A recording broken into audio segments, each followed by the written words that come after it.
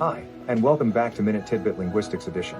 Today, we're diving deep into neuroscience to understand how it manages the complex task of language. But first, let's ask ourselves, where in the brain is language? Is it a single region, or is it more like a network of areas working together? And how did scientists discover these brain regions are associated with language? Well, let's find out by going back in time. It's not always lab coats and high-tech scanners that reveal the mysteries of the brain. Sometimes it's the school of hard knocks, quite literally. Accidents, injuries, and illnesses have all helped us understand what different parts of the brain does. Take for example the famous case of Phineas Gage, a railroad worker from the 19th century.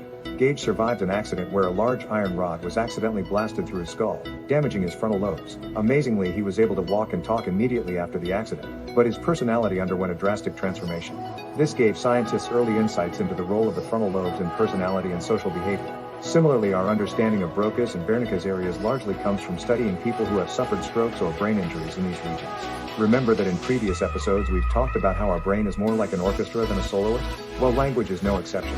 Today we know that Broca's and Wernicke's areas are two key players in the orchestra of our language network. Both of these areas are located in the left hemisphere of the brain for most people. They work together, but each has its own specialty. First up, Broca's area. This region located in the right inferior frontal lobe plays a crucial role in speech production.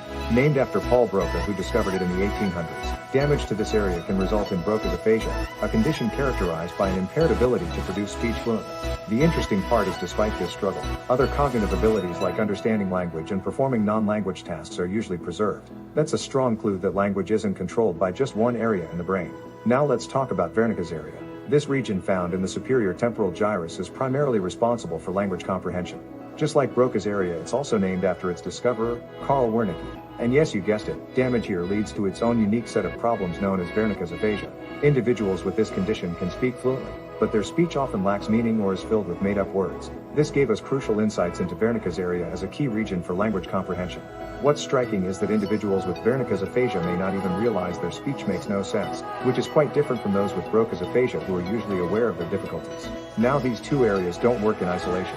They're connected by a bundle of nerve fibers known as the arcuate fasciculus. This connection helps coordinate the activities of Broca's and Wernicke's areas, creating a complex dance of producing and understanding language. But remember, language processing is not just about these two areas. It's a complex network involving many parts of the brain, and we're still just scratching the surface. So, that's all for today's Minute Tidbit. Next time we'll explore other fascinating aspects of our brain and its connections to language.